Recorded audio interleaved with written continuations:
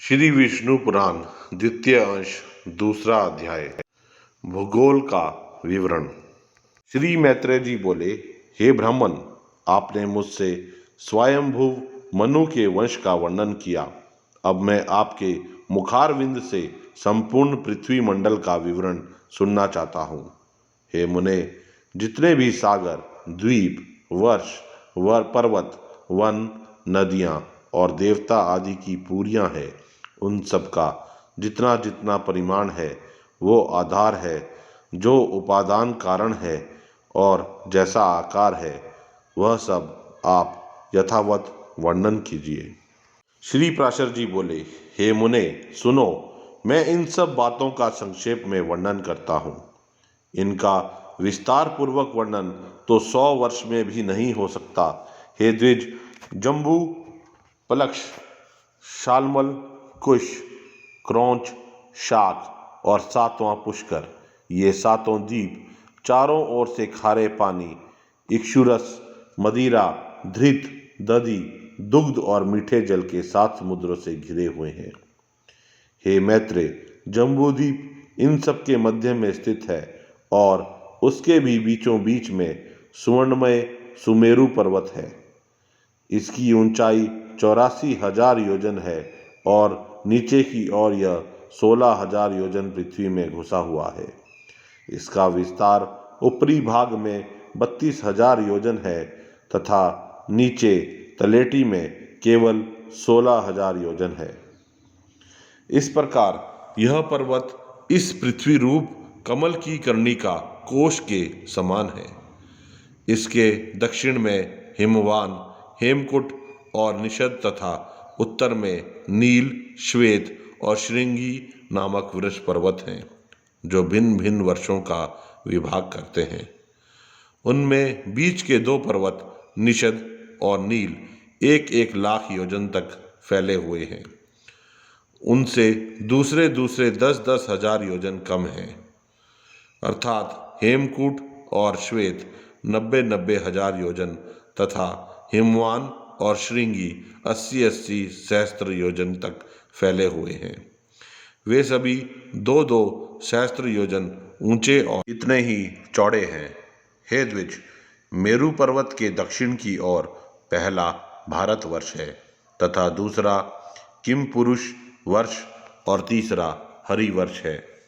उत्तर की ओर प्रथम रम्यक, फिर हिरमण्य और तदनंतर उत्तर कुरुवर्ष है, जो द्वीपमंडल की सीमा पर होने के कारण भारतवर्ष के समान धनुषाकार है।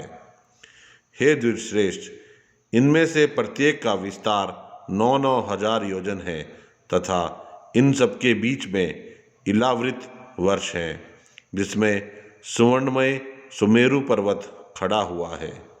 हे महाभाग, यह इलावृत वर्ष सुमेरु के चारों ओर 9,000 योजन तक फैला हुआ है। इसके चारों ओर 4 पर्वत हैं। ये चारों पर्वत मानो सुमेरु को धारण करने के लिए ईश्वरकृत किलियां हैं, क्योंकि इनके बिना ऊपर से विस्तृत और मूल से संकुचित होने के कारण सुमेरु के गिरने की संभावना है। इनमें से मंदराचल पूर्व में, गंधमादन दक्षिण में, विपुल पश्चिम में और सुपार्श्व उत्तर में है। ये सभी 10-10 हजार योजन ऊंचे हैं। इन पर पर्वतों की ध्वजाओं के समान क्रमशः 1100 योजन ऊंचे कदम, जम्बू, पीपल और वट के वृक्ष हैं।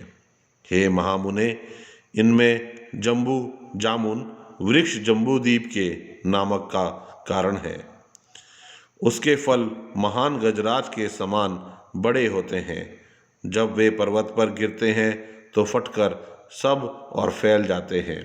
उनके रस से निकली जम्बू नाम की प्रसिद्ध नदी वहाँ बहती है, जिसका जल वहाँ के रहने वाले पीते हैं। उसका पान करने से वहाँ के शुद्धचित्त लोगों को पसीना, दुर्गंध, बुढ़ापा अथवा इंद्रिय नहीं होता। उसके किनारे की मृतिका उस रस्से से मिलकर मंद मंद वायु से सूखने पर जाम्बुनंद नामक सुवर्ण हो जाती है, जो सिद्ध पुरुषों का भूषण है। मेरु के पूर्व में भद्राश्व वर्ष और पश्चिम में केतुमाल वर्ष है तथा हे मुनि श्रेष्ठ, इन दोनों के बीच में इलावृत वर्ष है। इसी प्रकार उसके पूर्व की ओर चैत्ररथ, दक्षिण की ओर गंधमादन, पश्चिम की ओर वैभार्ज और उत्तर की ओर नंदन नामक वन है तथा सर्वदा देवताओं से सेवनीय अरुणोद, महाभद्र, अतिशोध और मानस ये 4 सरोवर हैं। हे मैत्रेय, शीताम, कुमुद, कुर्री, मूल्यवान तथा वैकंक आदि पर्वत भूपदा की कणिका रूप मेरु के पूर्व दिशा के केसराचल हैं। त्रिकूट, शिशिर, पतंग, रुचक और निषाद आदि केसराचल उसके दक्षिण ओर हैं।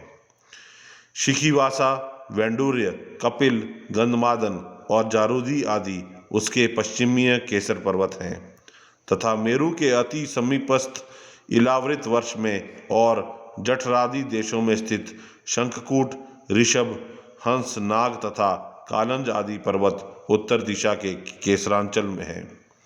हे मैत्रेय, मेरु के ऊपर अंतरिक्ष में 14 सहस्त्र योजन के विस्तार वाली ब्रह्मा जी की महापुरी ब्रह्मपुरी है। उसके सब और दिशा एवं विदेशाओं में इंद्रादि लोकपालों के 8 अति रमणीक और विख्यात नगर हैं। विष्णु पादोद्वा श्री गंगा जी चंद्रमंडल को चारों ओर से आल्पलावित कर स्वर्गलोक से ब्रह्मपुरी में गिरती हैं। वहाँ गिरने पर वे चारों दिशाओं में क्रम से सीता, अलकनंदा, चक्षु और भद्रा नाम से 4 भागों में विभक्त हो जाती हैं।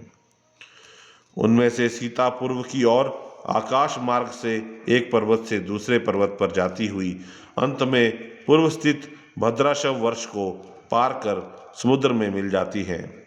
इसी प्रकार हे महामुने, अलकनंदा दक्षिण दिशा की ओर भारतवर्ष में आती है और 7 भागों में विभक्त होकर समुद्र में मिल जाती है। चक्षु पश्चिम दिशा के समस्त पर्वतों को पार कर केतुमाल नामक वर्ष में बहती हुई अंत में सागर में जा गिरती है तथा हे महामुने, भद्रा उत्तर के पर्वतों और उत्तर कुरु वर्ष को पार करती हुई उत्तरीय समुद्र में मिल जाती है। माल्यवान और गंधमादन पर्वत उत्तर तथा दक्षिण की ओर नीलाचल और निष्ठ पर्वत तक फैले हुए हैं। उन दोनों के बीच में कर्णिकाकार मेरु पर्वत स्थित है। हे मैत्रेय, मर्यादा पर्वत के बही भार्ग में स्थित भारत, केतुमाल, भद्राशव और कुरुवर्ष इस लोकपद के पत्तों के समान है। जठर और देवकुट ये दोनों मर्यादा पर्वत हैं जो उत्तर और दक्षिण की ओर नील तथा नीष्ठ पर्वत तक फैले हुए हैं। पूर्व और पश्चिम की ओर फैले हुए गंधमादन और कैलाश ये 2 पर्वत जिनका विस्तार 80 योजन है, समुद्र के भीतर स्थित हैं। पूर्व के समान मेरु की पश्चिम और भी निषद और परियात्र नामक 2 मर्यादा पर्वत स्थित हैं। उत्तर की ओर त्रिशंग और जारूदी नामक वर्षवर पर्वत हैं। ये दोनों पूर्व और पश्चिम की ओर समुद्र के गर्भ में स्थित हैं। इस प्रकार हे मुनिवर, तुमसे जठर आदि मर्यादा पर्वतों का वर्णन किया, जिनमें से 2 मेरु की चारों दिशाओं में स्थित है। हे मुने, मेरु के चारों ओर स्थित जिन शीतांत आदि केसर पर्वतों के विषय में तुमसे कहा था, उनके बीच में सिद्ध चारणादि से सेवित अति सुंदर कंदराएं हैं।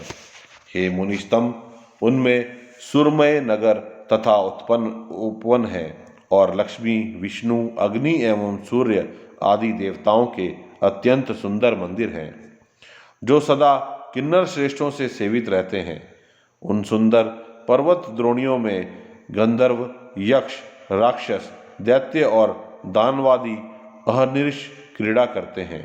हे मुने, ये संपूर्ण स्थान भौम पृथ्वी के स्वर्ग कहलाते हैं। ये धार्मिक पुरुषों के निवास स्थान हैं। पाप कर्मा पुरुष इनमें 100 जन्म में भी नहीं जा सकते। हे द्विज, श्री विष्णु भगवान भद्राशव वर्ष में हयग्रीव रूप से, केतुमाल वर्ष में वराह रूप से और भारतवर्ष में कुर्म रूप से रहते हैं तथा वे भक्त प्रतिपालक श्री गोविंद कुरु वर्ष में मत्स्य रूप में रहते हैं। इस प्रकार वे सर्वमय सर्वगामी हरि विश्व रूप से सर्वत्र ही रहते हैं। हे मैत्र, वे सबके आधारभूत और सर्वात्मक हैं।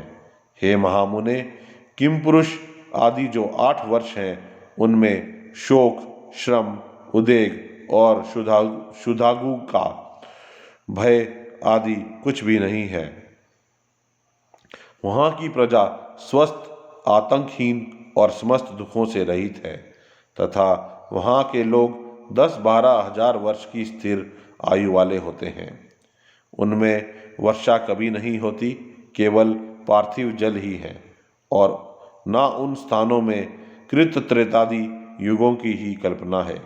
हे द्विजोतम, इन सभी वर्षों में 7-7 कुल पर्वत हैं और उनसे निकली हुई सैकड़ों नदियां हैं। यह था श्री विष्णु पुराण द्वितीय अंश का दूसरा अध्याय।